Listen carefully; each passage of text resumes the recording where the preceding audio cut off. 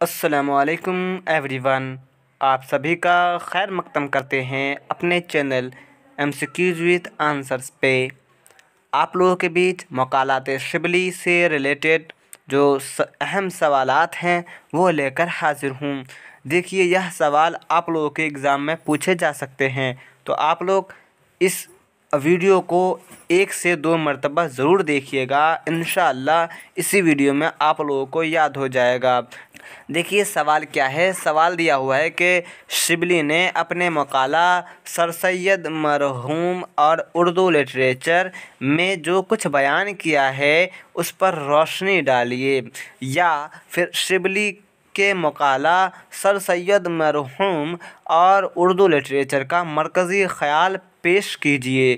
تو اس کا جواب دیکھیے کیا دیا ہوا ہے۔ اس کا جواب دیا ہوا ہے کہ زیر نصاب مقالہ سر سید مرحوم اور اردو لٹریچر میں سر سید کی ادبی خدمات پر سیر حاصل روشنی ڈالا ہے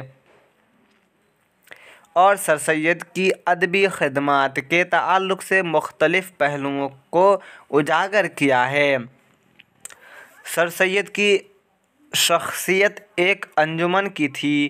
وہ نہ صرف یہ کہ ایک ریفارمر اور کامیاب مصلح قوم تھے، بلکہ ایک صاحب طرز ادیب بھی تھے۔ انہوں نے جن باکمال شخصیات سے اکتساب فیض کیا، ان میں مرزا غالب، مفتی صدرالدین آزاد اور امام بخش صہبائی جیسی شخصیت خاص طور سے قابل ذکر ہیں۔ یہ حضرات علم و فن میں اپنے وقت کے مشاہیر تھے۔ سر سید نے اپنی نثر میں امام بخش صہبائی کی نثر کا خاص طور سے تقلید کیا ہے۔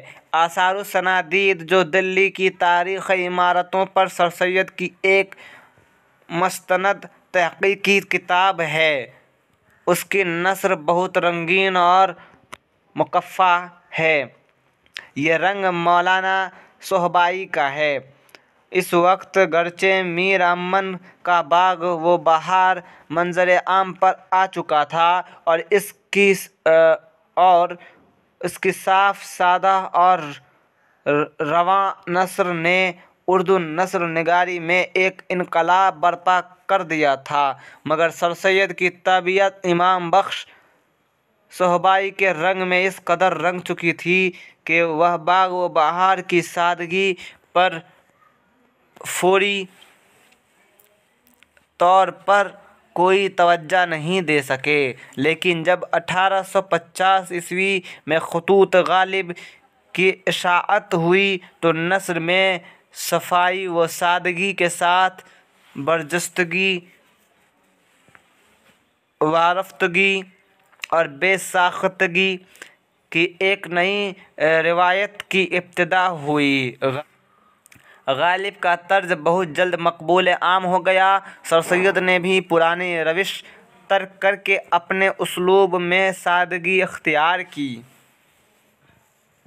رسالہ تہذیب الاخلاق، جو ان کی ادارت میں شائع ہوتا تھا، اس میں سر سید نے قوم کی ذہنی و فکری تربیت کے لیے سادہ، رواں اور سلیس نثر میں مضامین لکھنے کا سلسلہ شروع کیا۔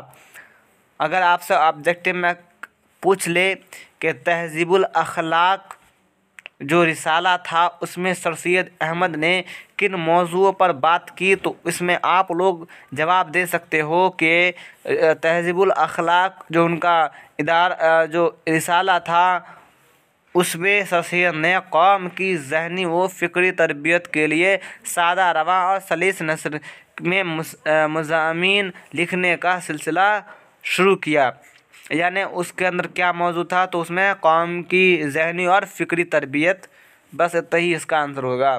देखिए कि क्या लिखा हुआ है आगे कि शिबली कहते हैं कि सर सैयद ने उर्दू इंशा परदाजी को इस मर्तबा पर पहुंचा दिया जिसके आगे अब एक कदम भी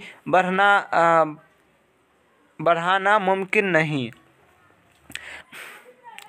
मज़ीद ये कि इंशा परदाजी का आज जो अंदाज़ है उसके जो मजदद और इमाम सर सैयद मरहूम थे।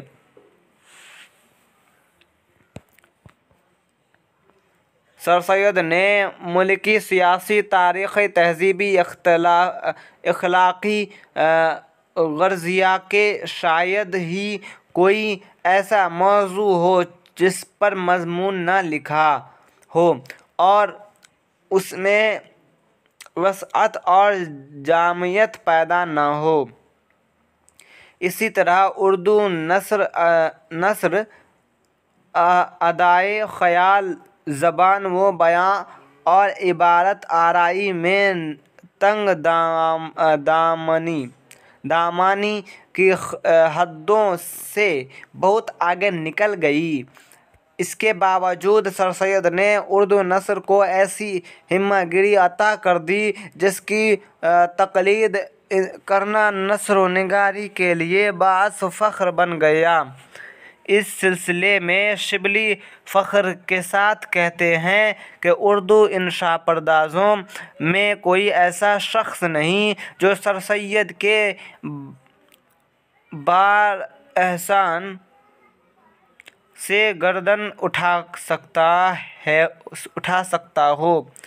मुमकिन है इस बयान में अक़ीदत का पहलू ज़्यादा हो, फिर भी ये एक हकीकत है कि सर सैयद के साफ़ और सुलझी हुई नस्र ने एक पूरे दौर को मुतासिर किया है और उनकी इंशा परदाजी ने ख़यालात व मौज़ूआत के नए नए उफ़क़ तक रहनुमाई की है। किसी मौज़ू पर कोई मज़मून लिखना एक आसान सी बात समझी जाती है, लेकिन उस मज़मून में इफ़ादियत का पहलू शामिल करना, गौर व फ़िक्र की राहें हमवार करना, इल्मी व अदबी नुक्ता पैदा करना और मसाइल का मुंतक़ा तज्ज़िया करना ही असल मज़मून निगारी का कमाल है। सर सैयद का कमाल ये है कि उनका हर मज़मून इल्मी व अदबी वक़ार का हामिल है। देखिए यह फ़ोटो खींचने में गलती हो गई है।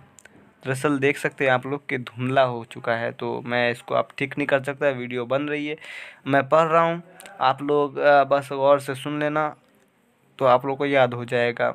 ठीक है, देखिए क्या लिखा हुआ है आगे। असल मज़मून निगारी का कमाल है सर सैयद का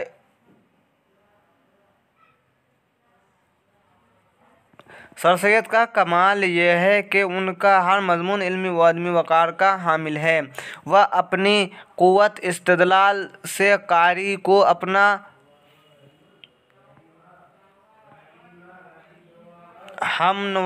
हमनवा बनने पर मजबूर कर देते हैं। शिबली ने सर सैयद से अपनी अक़ाइद के इख्तलाफ का तज़किरा ज़रूर किया है, लेकिन इस इख्तलाफ के बावजूद वह सर सैयद के एजाज़ बयान का एतराफ़ भी करते हैं। यूँ तो सर सैयद के तरीक़ा फ़िक्र का अक्स किसी न किसी तौर पर तमाम इंशा परदासों के यहाँ नज़र आता है, लेकिन तरीक़ा फ़िक्र और तरीक़ाए तहरीर का जिस शख़्स बराह रास्त सबसे ज़्यादा اثر قبول کیا ہے وہ حالی کی شخصیت ہے۔ انہوں نے سر سید کی پیروی اس حد تک کی ہے کہ اپنی انفرادیت کھو بیٹھے، اور سر سید کے معاصرین میں محمد حسین آزاد، نذیر احمد اور شبلی کی طرح صاحب طرز ادیب ہونے کا فخر حاصل نہ کر سکے۔ شبلی نے یہ مقالہ اس موقع پر تحریر کیا تھا جب علی گڑھ کالج میں سر سید کی برسی منائی جا رہی تھی۔ شبلی نے اس مقالہ میں سر سید کی ادبی خدمات کا ایک مختصر سا جائزہ پیش کیا ہے۔ یہ جائزہ اپنے اختصار کے باوجود سر سید کی نثری خصوصیات پر جامعیت کے ساتھ روشنی ڈالتا ہے، اور جو مسائل زیر بحث آئے ہیں ان میں تشنگی کا احساس نہیں ہوتا ہے۔ شبلی نے کوشش کی ہے کہ سر سید کی انشا پردازی سے متعلق تمام جزئیات ضبط تحریر میں آ جائے۔ ظاہر ہے کہ شبلی جیسے صاحب طرز انشا پرداز کو اپنی کوشش میں ناکام ہونے کا سوال ہی پیدا نہیں ہوتا، پھر بھی انہوں نے مقالے کے آخر میں اس حقیقت کا اعتراف بھی ضروری سمجھا ہے کہ سر سید نے اردو ادب پر اپنا جو اثر ڈالا اور اس کی جو ادبی خدمات انجام دیے ہیں اس کی تفصیل کا یہ چند صفحوں کا مقالہ متحمل نہیں ہو سکتا، لیکن شبلی نے جو کچھ بھی لکھا ہے وہ اپنی جگہ پر اس قدر مکمل ہے کہ اس پر کسی اضافے کی ضرورت نہیں محسوس ہو رہی یا ضرورت محسوس نہیں ہوتی۔ اگلا جو سوال آئے گا تو اس میں یہ سوال ہوں گے، 3 کے آنسر دیں گے ہم لوگ کہ شبلی نعمانی کی نثر نگاری کا تنقیدی جائزہ لیجیے اور شبلی کی نثری خدمات کا عمومی جائزہ لیجیے، یا مقالات شبلی پر تنقید روشنی ڈالے، یعنی مقالات شبلی۔ یہ جو ہے نا، یہ سوال جو بہت ہی اہم ہوں گے جو اگلی ویڈیو میں آئیں گے، تب تک ایک ہی ویڈیو ایک ہی سوالات کے ساتھ ہے، تاکہ آپ لوگ اگر 2 سے 3 مرتبہ بھی دیکھو گے تو آپ کا وقت زیادہ نہیں لگے گا اور آپ لوگ جلدی یاد کر لو گے، تاکہ آپ لوگ آنسرس ایگزام میں اچھے سے دے سکو۔ تب تک کے لیے اتنا ہی، بنے رہیں ہمارے ساتھ، دیکھتے رہیے MCQ وتھ آنسرس۔ اگر ویڈیو اچھی لگ گئی ہو تو ویڈیو کو لائک کیجیے گا، اپنے دوستوں میں شیئر کیجیے گا اور سبسکرائب کرتے جائیے گا۔ لیٹسٹ اپڈیٹ کے لیے بیل آئیکن دبانا نہ بھولیے گا۔ اللہ حافظ۔